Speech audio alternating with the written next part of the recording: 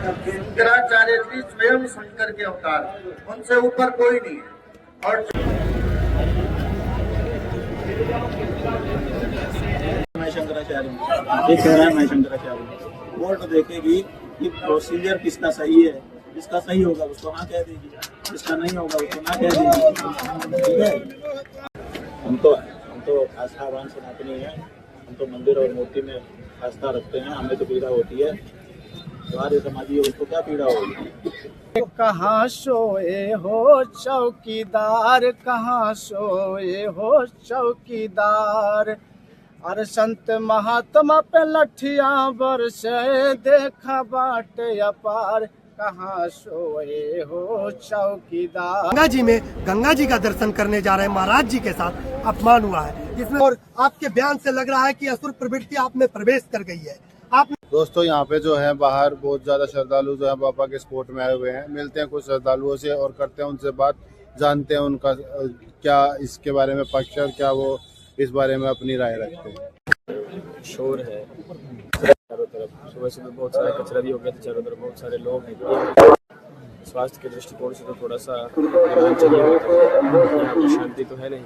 अब चूंकि उनका प्रण है, जब तक सम्मान पूर्वक स्नान नहीं होगा तब तक हम शिविर में प्रवेश नहीं करेंगे। शासन डॉक्टर से किसी चिकित्सा इस समय तक तो कोई परामर्श नहीं लिया गया है। अभी जैसे थोड़ा सा वो सहज होंगे तो डॉक्टर को हम लोग बुलवाते हैं, अगर यदि उचित समझेंगे तो उनको जरूर औषधि तो देना ही है, क्योंकि स्वास्थ्य ठीक होना बहुत जरूरी है। अच्छा महाराज जी, एक सवाल ये है कि दूसरा ये स्नान होगा, इसके पहले मौनी अमावस्या थी और आज बसंत पंचमी है, आज भी वो स्नान के लिए नहीं गए, स्नान नहीं किया? नहीं, आज भी स्नान करने के लिए नहीं गए। बात ये है कि मौनी अमावस्या स्नान पूरा ही नहीं हुआ है उनका जी। अभी जिसके जीवन में अमावस्या का स्नान पूरा हो जाएगा उसी के जीवन में पंचमी का स्नान जी। महाराज जी के उसमें मौनी अमावस्या का स्नान ही नहीं पूरा हुआ। कैसे पूरा होगा? मौनी अमावस्या का स्नान देखिए तो प्रशासन ही उसको कब तक महाराज जी के दर्शन हो पाएंगे? महाराज जी के दर्शन जैसे ही सहज होंगे तो आप लोगों से तो महाराज जी तत्काल मिल ही रहते हैं, सभी जितने हमारे परिकर हैं। और जब स्वस्थ रहते हैं तो फिर वो कोई बंधन नहीं रखते हैं, सबसे मिलते ही हैं। और आप उनकी सहजता देख रहे हैं कि आप देख रहे होंगे कि देश में जो आर्थिक लोग अर्थ के दृष्टिकोण से संपन्न, राजनीतिक दृष्टिकोण, सभी लोग समय समय पर उनके चरणों को प्रणाम करते दिखाई पड़ते हैं। किसी चीज़ की कमी उनको नहीं है, वो जिसको आदेश कर दें, जो आदेश कर दें। बहुत बड़े बड़े नगर बसाने वाले भी शिष्य हैं उनके, जिसको आदेश कर दें तो नगर बसा दिया जाए, शहर बसा दिया जाए। लेकिन स्वयं जो उनकी स्थिति है, जो स्वयं उनका जो संन्यास धर्म है, जो उनकी सहजता है, यहाँ पर धूल उठाते हुए सबसे पिछले 5 दिनों से यहीं पर रोड पर पड़े हुए हैं। और गौ माता के संरक्षण के लिए, गौ माता की हत्या बंद हो इस देश के लिए, उसके लिए रोज परिक्रमा कर रहे हैं, रोज यात्रा कर रहे हैं। तो वो अपनी दृढ़ता में कायम है। तो सरकार को हस्तक्षेप करके तत्काल कुछ करना चाहिए। सरकार को हस्तक्षेप करना चाहिए। आप देखें तो यहाँ वो है वाहन है जिसको लेकर के गए थे, पालकी है और इसको यहाँ पर शिविर के बाहर लगाया हुआ है। आज पालकी यहाँ पर ऐसे ही खाली है और आपको तस्वीर दिखाते हैं कि बगल में जो वैन है, जिस वैन में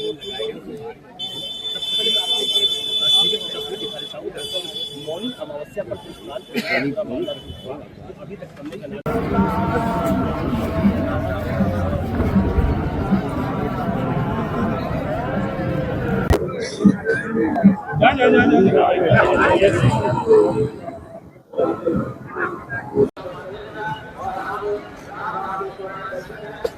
आपको हम लोग सुनना चाहते हैं कि आप कौन सा प्रश्न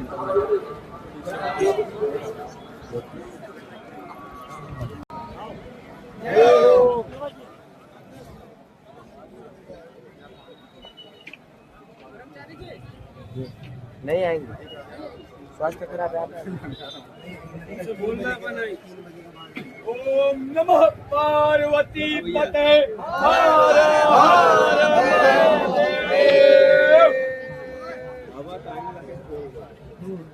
किया जा रहा है, जो कि हिंदू धर्म को कमजोर करने वाली बात है।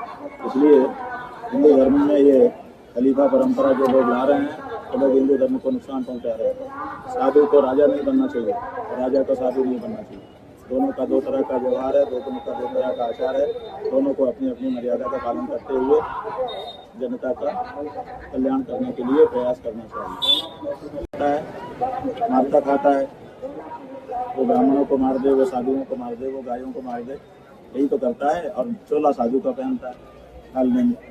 अब यहाँ पर देखिए, यहाँ पर चोला तो साधु का है, योगी आदित्यनाथ का, और गौ हत्या हो रही है। कौन है काल में, बताओ?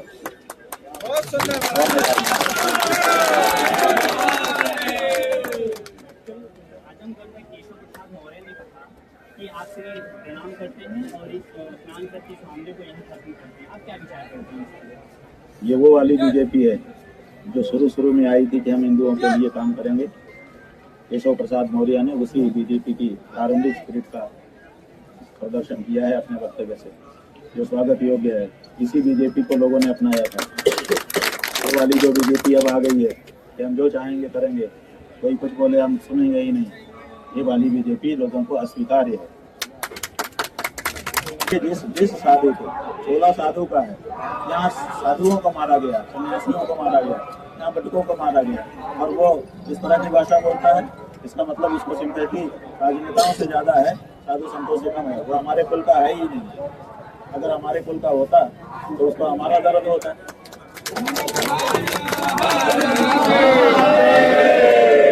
रामभद्राचार्य को जब कार से जा करके गंगा के किनारे कार खड़ी करके वो स्नान कर रहा है, हम वो क्या कहेंगे?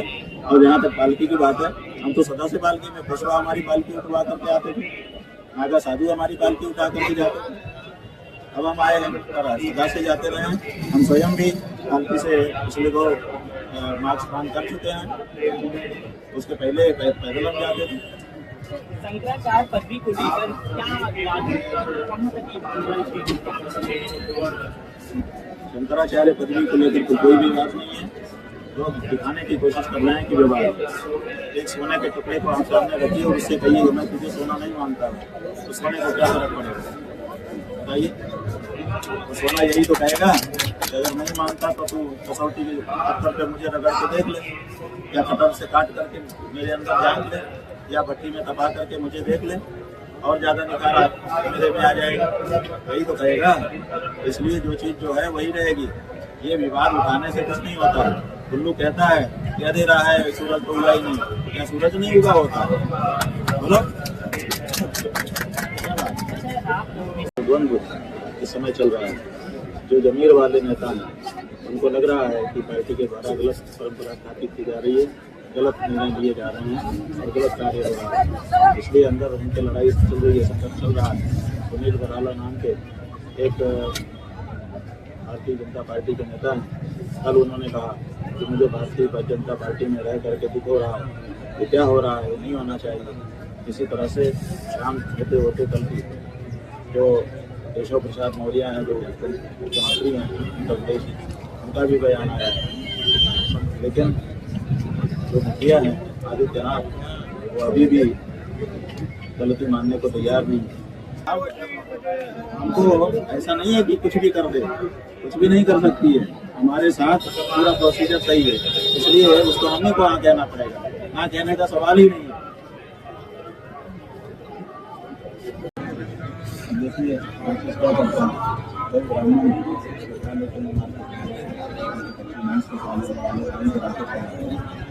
आप बताइए, बहुत हो रही है और वो संतों का टोला कहीं पर बैठा है।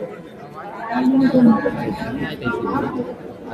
था, इसके समय में मनसा हो रहा था और टोला संत का कालमी स्वयं दूसरा कोई नहीं निकाला। श्री गुरु ने प्रणाम किया है, महाराज श्री से आशीर्वाद उन्होंने प्राप्त किया है।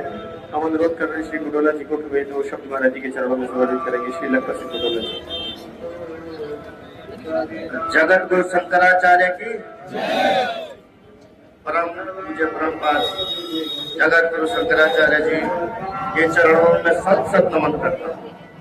मैं तो केदार की उस पवित्र भूमि से हूँ जहाँ 18 पुराण लिखी गई, श्रीमद् भागवत लिखी गई, महाभारत लिखी और माँ गंगा का उद्गम स्थान है। माँ गंगा इस देश के 74% भूभाग को सिंचित करती है और कुंभ से लेकर जितने भी हमारे स्नान होंगे ये माँ गंगा की वजह से। ऐसे हमारे पुत्र ज्योतिर्मठ के शंकराचार्य जी, हमारे जगत गुरु शंकराचार्य जी के साथ और सनातन संस्कृति के साथ इस तरह की घटना हुई है, उससे जो इस समय में आप लोगों को जरूर से पूछता हूँ, इतना मेरी ये कहना है कि जो इसमें राजनीति कर रहा है वो लोग वैसे ही हैं जैसे भिक्षु अपने जीवन देखने के लिए अपने माँ बाप को, अपनी माँ को खा लेते हैं, ऐसे ही ये लोग राजनीति करके हमारी संस्कृति में नाच के खत्म करना चाह रहे हैं।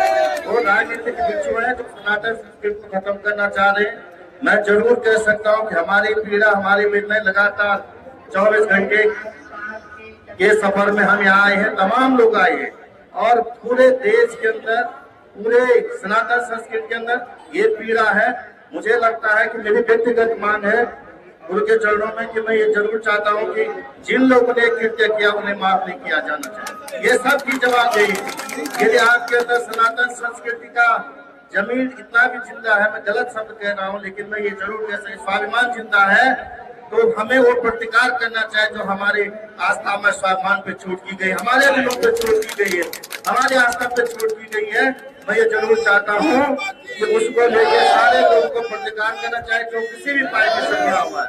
ये राजनीति का मुद्दा नहीं है, वो सनातन काल से जो सनातन संस्कृति, सनातन परंपराएं जो चली आ रही, उन परंपराओं पे ऐसी चोट एक हमारे जगत गुरु शंकराचार्य जी के साथ और उनके बटोकों के साथ जो कृत्य किया गया है वो समाज इतिहास कभी माफ नहीं किया जाएगा और जिन्होंने ये किया है उन लोगों को भी माफ नहीं किया जाएगा, उन लोगों पर कार्रवाई होनी चाहिए।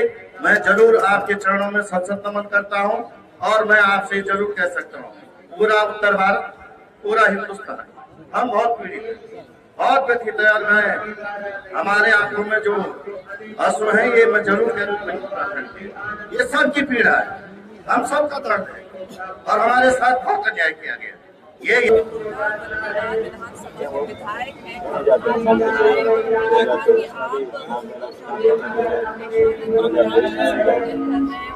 ज्यादा भावुक भी दिख रहे हैं। क्या कहना चाहेंगे, किस तरीके से देख रहे हैं, जिस तरीके से मौनी अमावस्या के दिन प्रशासन और महाराज के बीच में टकराव हुआ, हमारी सदा से चली आ रही परंपरा।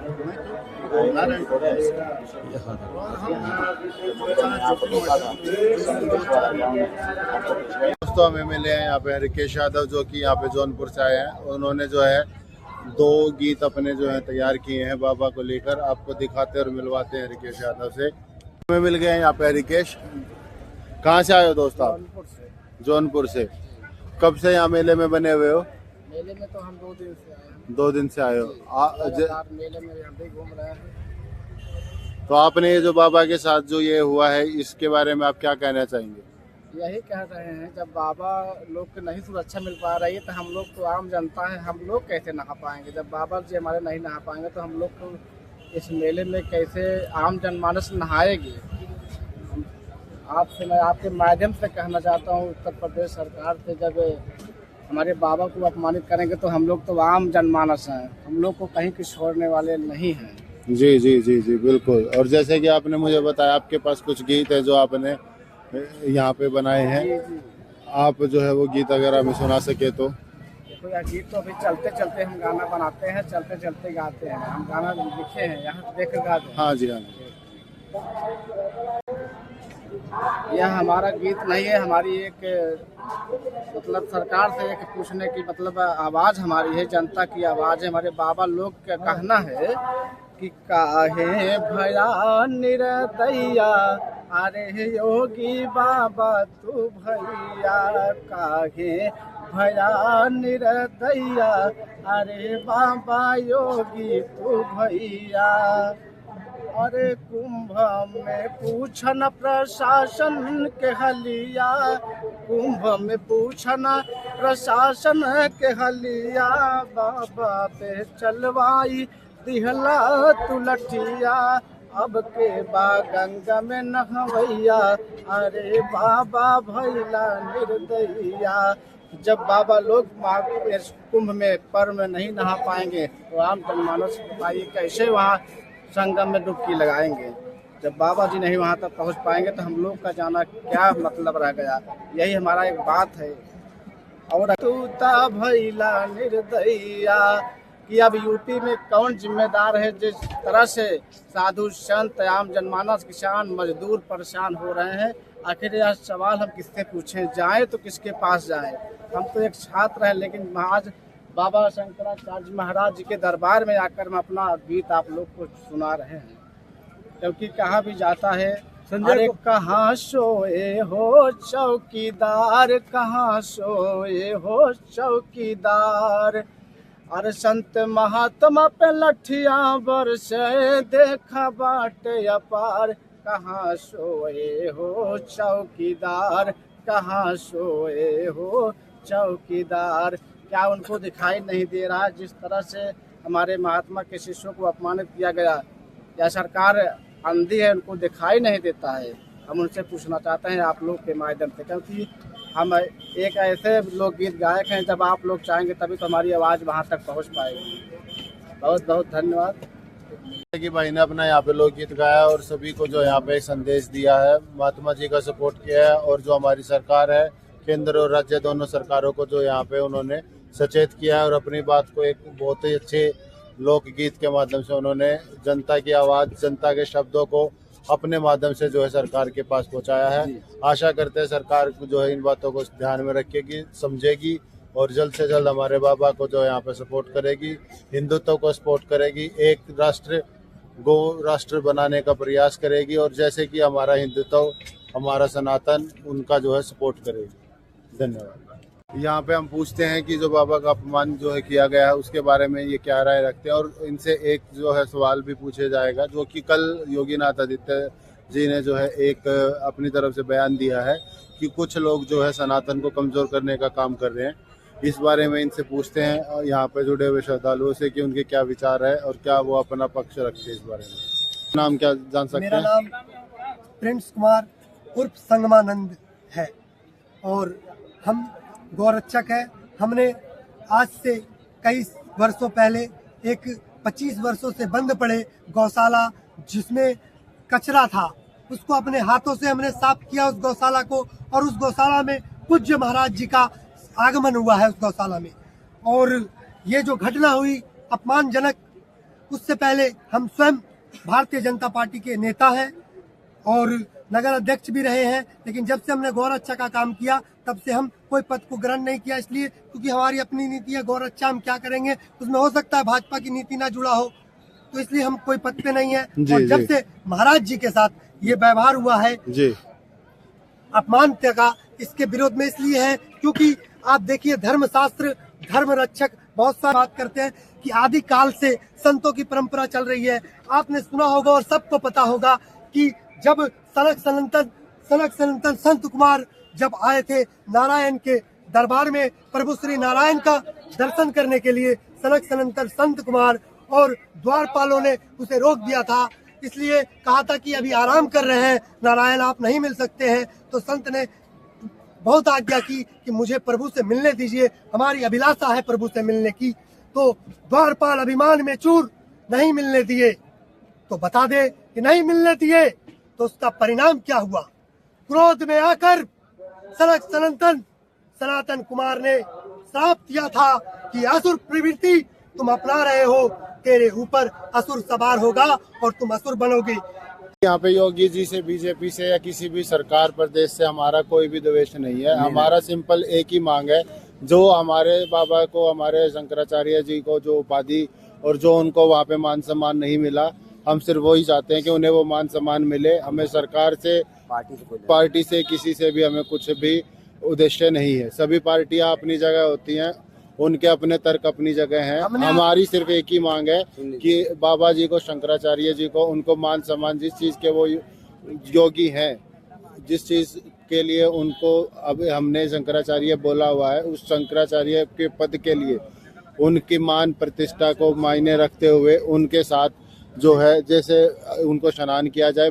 हमारे शंकराचार्य की भी सिंपल सी एक ही मांग है, माफ़ी मांगे और उन्हें स्नान कराए। वो किसी भी पार्टी या किसी पर भी कोई भी क्वेश्चन नहीं कर रहे। हमने आपको कहा कि देखिए सनातन संत कुमार संत महाराज जी के साथ अपमान हुआ, तो परिणाम शास्त्रों में वर्णित है कि क्या हुआ। असुर बने थे वो दोनों द्वारपाल, तो याद रखिएगा अपमान किए हैं तो सजा मिलेगा। नारायण के पास गए थे द्वारपाल की माफ करवा दीजिए, बोला तेरा माफी अब तभी होगा जब तू असुर बनेगा, सजा मिलेगी। सजा तो मिलेगी, भगवान देने वाले हैं, देने वाले दाता वही है, और मिलेगी उसको सजा। जो भी अपमान किया है इसका घोर निंदा करते हैं। हमारे शंकराचार्य जी बहुत ही नरम हृदय के हैं। अगर वहाँ से वो यहाँ आकर भी नहीं आते हैं, वहाँ से बयान भी देते हैं, तब भी वो उनको माफ कर देंगे। बिल्कुल। हम प्रथम राजा का कर्तव्य बनता है कि पूर्वजों ने जो महात्माओं ने जो लिखा है पुराणों में ग्रंथों में, तो राजा का प्रथम कर्तव्य है कि संत महात्माओं की रक्षा करना, गौ माता की रक्षा करना एवं जनता जनार्दन पे पुत्रों की भांति स्नेह पूर्वक दया बरसाना। तो धर्म की रक्षा करें, गौ की रक्षा करें, आपकी जनता की रक्षा करें। इस जनता की रक्षा तभी ही होगी जब आप उन दोषियों को इन गुरुजी की शरण में भेजें और वो अपना अपराध क्षमा कर मांग ले। बस यही विनती है जनता जनार्दन से।